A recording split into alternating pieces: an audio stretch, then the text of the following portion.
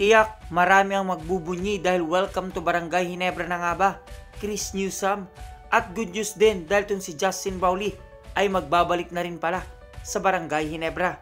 Yan nga ang ilan sa mga maiinit na pag-uusapan natin sa videos na ito mga ka-idol. At bilang update mga ka-idol, sinabi nga sa ating source, sa pagkapanalo nga mga ka-idol ang Gilas Pilipinas sa Asian Games, makaka-receive sila ng PBA PC President's Award. Bukod din sa mga matitinding tagpo ngayong Commissioner's Cup mga ka-idol, tila pinag-uusapan din ngayon itong pag-terminate ng TNT kay Mikey Williams. Isa nga sa sinasabing dahilan ay ang pagdidemand dito ng malaking halaga para sa salary niya sa PBA. Kung kaya't marami ang nagtatanong kung anong mangyayari kay Mikey Williams, at ayon nga sa ating source, PBA Commissioner Willie Marshall confirmed to ESPN that despite the termination of his contract under the league rules, William will not be allowed to sign with another team.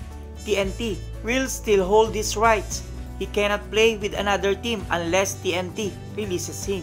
At tila banat naman ni Mikey Williams sa kanyang social media account, "I've been silent for way too long. Enough with lies.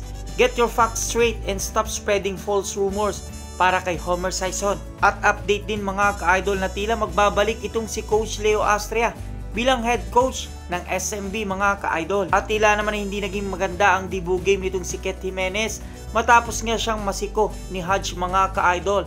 At sa ngayon ngay, magpapagaling itong si Ket Jimenez bago muli sumaba sa SMB. Update din mga ka-idol kung saan sunod-sunod na rin ang pagkatalo ng Rain or Shine, kung kaya't nire-evaluate nila ang kanilang import sa ngayon. At marami naman nakapansin dahil sa magandang performance na ipinapakita ni Javi Gomez Diliano, kung saan naniniwala na ang Terrafirma ay makakapasok sa playoffs mga ka-idol. Matindi man mga ka-idol ang harapan ngayong Commissioner's Cup, ngunit tila inaabangan din naman ang PBA 3x3 kung saan kasado na nga ang team groupings ngayong linggo mga ka-idol. At syempre marami din naman na nag-abang kung ano na nga bang standing ng PBA Commissioner's Cup na pinangungunahan niya ng undefeated na Magnolia Hotshots, na tila ngay magkakatotoo ang pakiramdam ni Coach Chito Victorero na sila ang makakakuha ng kampyonato ngayong Commissioner's Cup, lalo pat nagawa nga nila nung PBA on tour.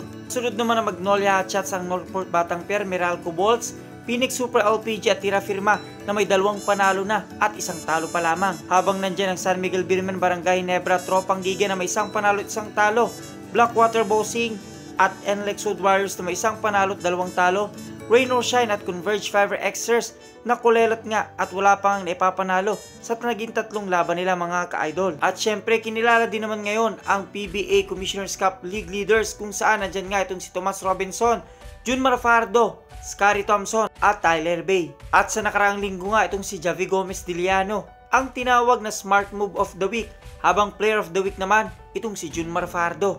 Na kung babalikan nga natin mga ka-idol ang naging exciting part o laban ngayong PBA Commissioner's Cup, tinalo nga ng Magnolia Hotshots ang Northport Batang Pier sa score na 112-74. Nang naging best player of the week nga dyan itong si Mark Baroka na nakakuha ng 17 points at 4 assists. At sa naging unang laban nga ng Barangay Ginebra kontra Converge Fiber Xers, sinalo nila sa score na 186. At ang naging best player of the game nga dyan ay walang iba kundi itong si Christian Standardinger na nakakuha ng 25 points, 16 rebounds at 5 assists. Tinalo naman ng Phoenix Super LPG ang Rain or Shine sa score na 99-98. Nang naging best player of the game nga dyan itong si Jonathan Williams sa kanilang import na nakakuha ng 29 points, 18 rebounds at 7 assists. At tinalo naman ng Terrafirma ang NLEX sa score na 113-112.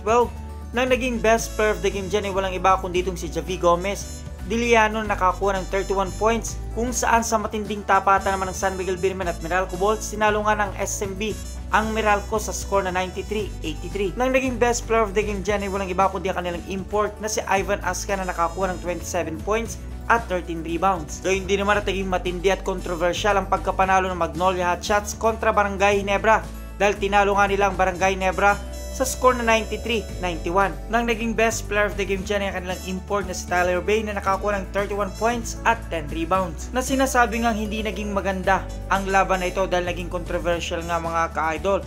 Katulad na lamang na nangyari sa laban ng NLEX at Terrafirma, kung saan suspendido nga ang referee kung saan involved nga sa maling tawag sa laban ng Terrafirma kontra NLEX Road Warriors, kung saan sa naging harapan nga ni Scary Thompson at Baroka sinasabing walang foul na nangyari, pero ang sabi nga ni Scary Thompson, foul para sa akin kasi nakita ko yung replay pero baka hindi clear lane. ang referees, so iba yung nakita. Nasabi din ni Coach Tim kung there was a contact and we failed to make a call, unacceptable. Kung saan para naman kay Amnesia natalo sila dahil nga nawala sila sa focus. Na masasabi din naman natin mga ka-idol at kapansin-pansin nga na itong si Maverick Amnesia na babagay talaga sa Barangay Ginebra at nakukuha na nga niya ang laruan ng Barangay Ginebra.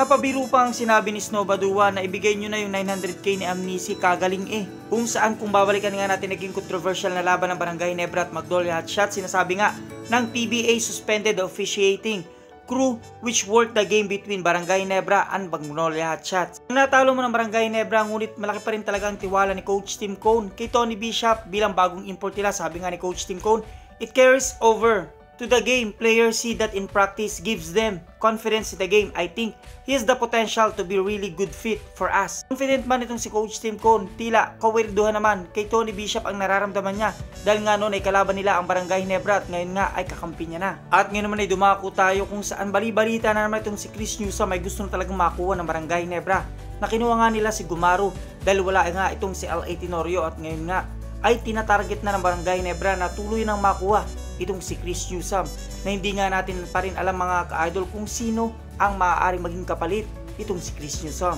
Pero sinasabi ko sa inyo mga ka-idol, napakalaki ng tsansa na itong si Chris Newsome ay mapunta na talaga sa Barangay Ginebra. Habang ito namang si Justin Brownlee, sinabi nga ni Henson na already earlier explained that while Brownlee will definitely be suspended, there's a chance that he could return as early as January because of the point of extraction factor, kung saan wala pa nga inilalabas na resulta o sanction kay Justin Brownlee, kung kaya't may karapatan pa rin siyang maging bahagi ng Barangay Ginebra at makapaglaro sa PBA Commissioner's Cup.